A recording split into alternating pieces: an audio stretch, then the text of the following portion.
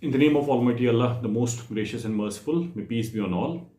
So today in this video, I'll be talking to you about Indian Information Service, how to qualify Indian Information Service, what actually Indian Information Service is, and then I will also be talking to you regarding, I will also be giving you a brief description about the Ministry of Information Broadcasting, which is the Cadre controlling authority of the Indian Information Service officers. So when we talk of the Indian Information Service, there are actually three ways in which you enter Indian Information Service. One is the junior grade Indian Information Service Group B. The next is the senior grade Indian Information Service Group B gazetted. And the third is the Indian Information Service Group A, which is an allied service of the UPSC civil services, which is conducted every year. And as per rank, some candidates get the Indian Information Service. There is actually a bit difference of one post between the senior grade of Indian Information Service Group B gazetted and the allied Indian Information Service Group A. So when we talk of the Indian Information Service junior grade Group B, it is conducted by the Staff Selection Commission, and there are two stages of qualifying the Indian Information Service Group B junior grade. One is the examination stage, in which we have two papers, and the first paper is general knowledge and aptitude, and the second paper is based on the subject of mass communication journalism, and that second paper is a subjective paper. It means you have to write the answer. You don't just have to tick, or you don't have to mark the right answer among the four. It's not objective, it's a subjective paper. You have to write theoretical. So when we talk of this junior grade of Indian Information Service Group B, what happens is that first the Staff Selection Commission notifies about these posts, as the posts are being then sent to the Staff Selection Commission by the Cadre controlling authority, that's the Ministry of Information and Broadcasting. The Staff Selection Commission notifies the post.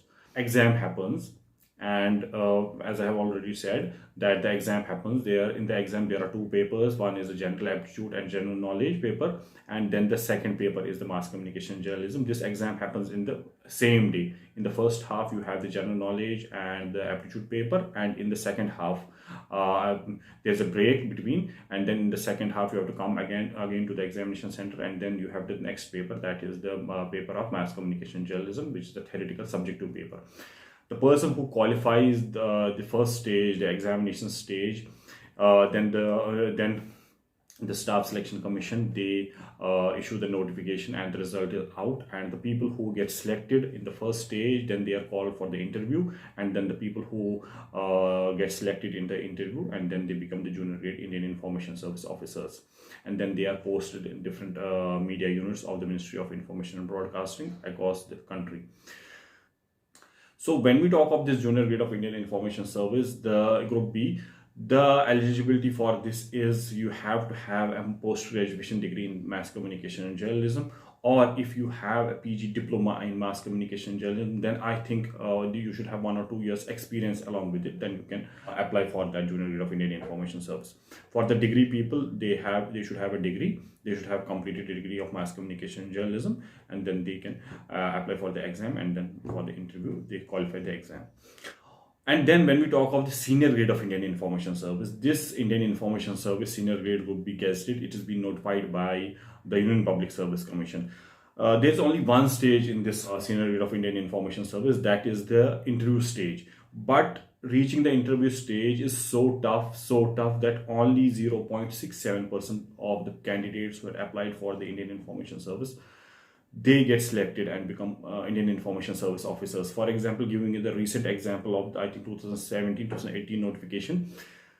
So around 10 to 15,000 people had applied for the Indian Information Service Group B gazetted senior grade, and then among these 10 to 15,000 people, only 357 people were selected for interview, and the selection was based on your degree, the percentage, as well as the most important thing, that is the experience, and from where you have got the experience. For example, if a person, after completing his post-graduation in mass communication journalism, if he has worked for 5 years, even on a contractual position, in a top newspaper or in a national news channel or in a government media. So that person, that candidate will be given preference instead of a person who has 6 years of experience or 7 years of experience in a state level paper.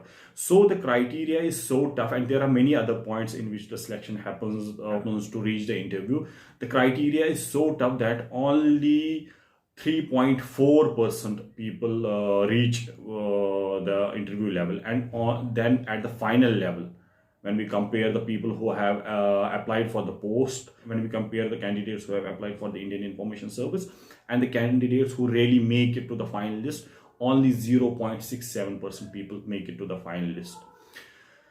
So when we talk of the Indian Information Service, both the junior grade group B and the senior grade group B, in both these services, the determining factor is your experience and from where you have received that experience. So that's why in my previous video I was also talking about that you should have a good experience after completing or even during your post-graduation in mass communication and journalism.